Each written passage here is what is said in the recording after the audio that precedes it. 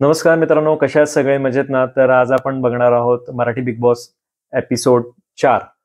सुरुवातीपासूनच आर्याला असं वाटतं की निक्की बरोबर वाद घातला की आपल्याला चांगलं फुटेज मिळेल, आपल्याला हे होईल. त्यामुळं ती ती निक्की आणि अरबाजचं जरा थोडं जुळवाजुळवीचा प्रयत्न करते.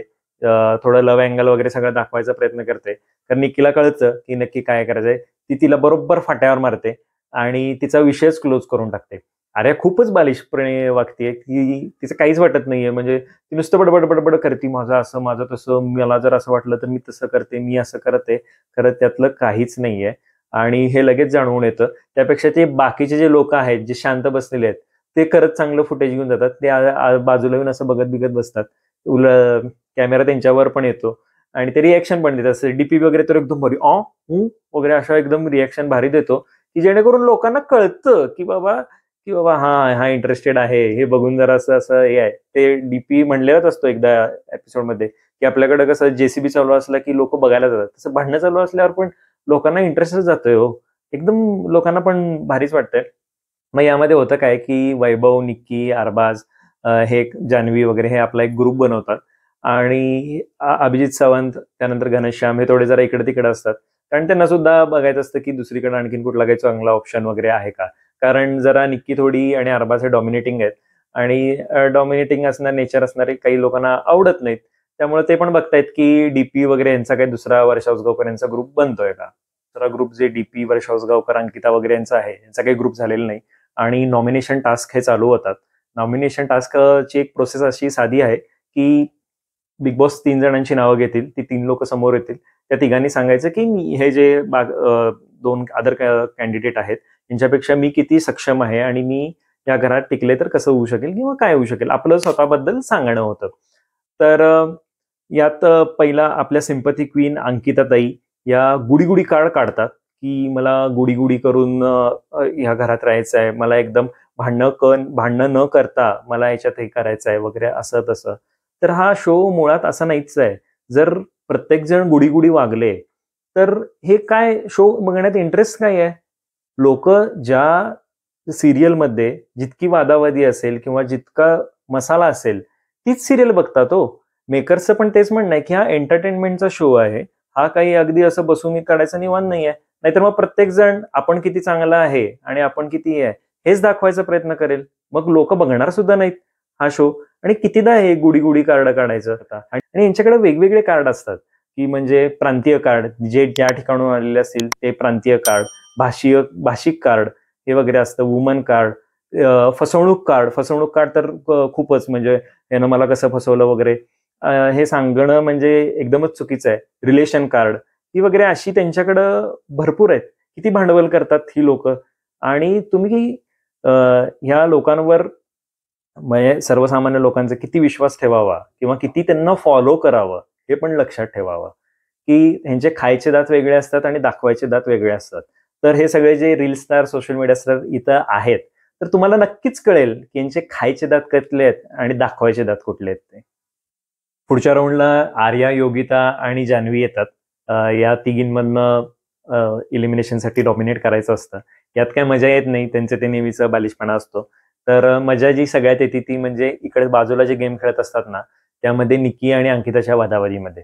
तर निक्की तिचा गेम खेळत असती. बिग बॉसनं असं काही सांगितलेलं नसतं की तुम्ही दुसऱ्याला सुद्धा अडवू शकता, की ती काठी घेण्यापासून आणि ते ढोल वाजवण्यापासून. तर निक्की तसा प्रयत्न करत असते आणि अंकिताताईंना काय हे सहन होत नाही. ते आपलं जातात, आत जाऊन रडतात. मग त्यांचं ते रडू कार्ड चालू असतं, की मला असं झालं, तसं झालं, मला खूप त्रास झाला वगैरे. या सगळ्या गोष्टी तिच्या चालू होतात. निकी काय, तिचा तोंडाचा पट्टा चालूच असतो, कारण तिला फुटेज पाहिजे. आणि बिग बॉसमध्ये तेच महत्वाचं आहे, की तुमचं फुटेज किती आणि तुम्ही किती हे करतात. तर यामध्ये सगळेजण हे होतं. यामध्ये सुद्धा अरबाजच पकडतो, कारण तो तब्येतीने चांगला आहे. हा जरा थोडा मला गेम काही एवढा खास वाटला नाही. बिग बॉसनं असं करायला पाहिजे होतं, जो पहिला एकदा काठी पकडेल त्याला परत काठी ती म्हणजे पकडायचा काही चान्स राहणार नाही. तर असं करायला पाहिजे होतं. कारण अरबाजच उंच ताडमाड आहे आणि तो सहज ती काठी पकडू शकत होता आणि तो महत्वाचं डोकं चालवत होता. काठी जशी आहे म्हणजे हातात आपण अशी धरू शकतो, तर तो त्याच ठिकाणी उभा राहत होता, की जेणेकरून मला लगेच पकडता येईल ते. हे बाकीच्यांना कोणाला काही समजलं नाही, काही नाही. पी आणि अभिजित शांतपणे अंकिताला समजवायचा प्रयत्न करतात. खरं तिचं ते नेहमीच चालू होतं, की माझं सक्सेस खरं चांगलं किंवा मीच हे चांगली आणि बाकीच्यांचं सगळं प्लॅस्टिक सक्सेस वगैरे, याला काहीच अर्थ नाही. हे पूर्ण रडू गेम झाला. खरं तर तिनं लढायला पाहिजे होतं. आणि रीलवर बोलणं वेगळं, म्हणजे तुम्ही जर लढायला आलेलं आहे, इथं खेळायला आलेलं आहे, तर मैदानात उतरून हार-जीत पत्करणं वेगळं आणि पूर्वीचे विषय काढून मीच कशी चांगली होते आणि मीच कसं हे बोलणं, एकतर्फी बोलणं, हे खूप वेगळं. हे आता तुम्हाला थोडं समजेलच. डीपी आणि पॅडी खरंच शांतपणे घनश्याम आणि आपला SQ-ZQ-YQ सूरजचं ग्रूमिंग करताना दिसतायत. हे त्याला थोडं जरा या पूर्ण एन्व्हायरमेंटशी जुळवण्याचा प्रयत्न करतायत. वर्षा उसगावकरांचं पण मला फार आवडतं. त्या खोटं खोटं तुम्हाला लोकांना वाटत असेल, म्हणजे दिसतंच ते थोडं जरा खोटं खोटं जाणवत आहे. खरं जे मेन महत्वाचं आहे की फुटेज मिळवणं.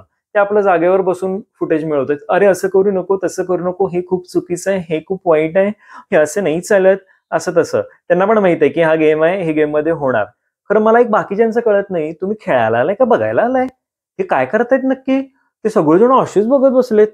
ते वारकरी कोण पुरुषोत्तम दादा वगैरे हे ते काहीच बोलत नाहीयेत. याच्या अगेन्स्ट थोडं बोलायला पाहिजे किंवा तुम्ही एक कुठली तर बाजू घेऊन हे करायला पाहिजे, फुटेजमध्ये यायला पाहिजे.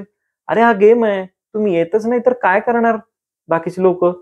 मग बाकीच्या लोकांना पण नावं ठेवण्यात अर्थ नाही, जे निकी आणि अरबाज आणि वर्षा उसगावकर जाता जाता फुटेज घेत आहेत ते.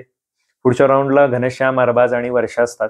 यामध्ये सगळेजण वर्षाला नॉमिनेट करतात आणि वर्षा उसगावकरांना नॉमिनेट करताना निक्की आणि त्यांचा जो संवाद आहे ते सुद्धा एकदम बैग बैग बैग हे सुद्धा खूप मजेशीर वाटतं.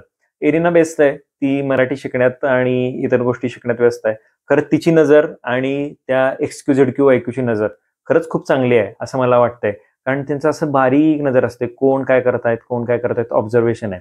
इरिना थोडं जरा बोलून मोकळं होती, खरं सूरज अजून तर काही बोललेलं नाही. बघू आता पुढे काय बोलतोय का वगैरे. पुढच्या राऊंडला पुरुषोत्तम, वैभव, निखिल वगैरे असतात. यामध्ये पुरुषोत्तम इकडच्या बाजूला असतो, म्हणजे निकी अरबाजच्या बाजूला असतो.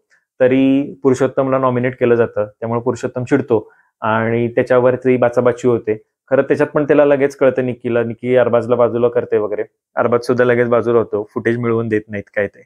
तर हा असा खूप मजेशीर सीन होतो. यामध्ये नॉमिनेट कोणाकोणाला केलंय तुम्हाला आतापर्यंत कळालं का? तर जे केलेलं आहे फर्स्ट राऊंडला ते म्हणजे अंकिता, त्यानंतर वर्षा आणि त्यानंतर आता पुरुषोत्तम, या तिघा जणांना आतापर्यंत इलिमिनेशनसाठी नॉमिनेट केलेलं आहे. त्यानंतर नेक्स्ट राऊंडला येतात डीपी, पॅडी आणि सूरज, हे सगळेजण येतात. हे 4 जण येतात आणि इरिना. सर्वजण व्यवस्थित बोलतात की आम्ही किती चांगलं आहे किंवा काय आहे, आम्हाला किती चांगलं हे होईल वगैरे.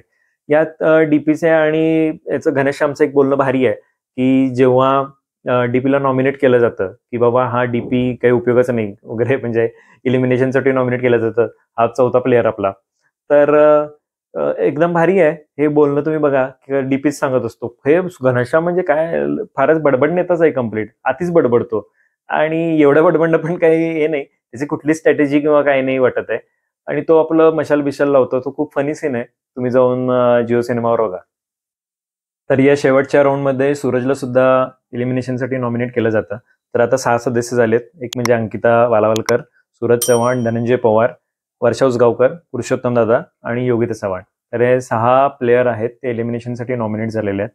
तर तुम्हाला कुठला प्लेयर या वीकमध्ये बाहेर पडेल असं वाटतं ते मला कमेंट बॉक्समध्ये मला जरूर सांगा. तर ही व्हिडिओ कशी वाटली किंवा हे रिव्ह्यू व्हिडिओ कशा वाटल्या हे तुम्ही मला कमेंट बॉक्समध्ये जरूर सांगा. हा माझा पहिलाच प्रयत्न आहे. नक्कीच सुधारणा होत राहतील. धन्यवाद.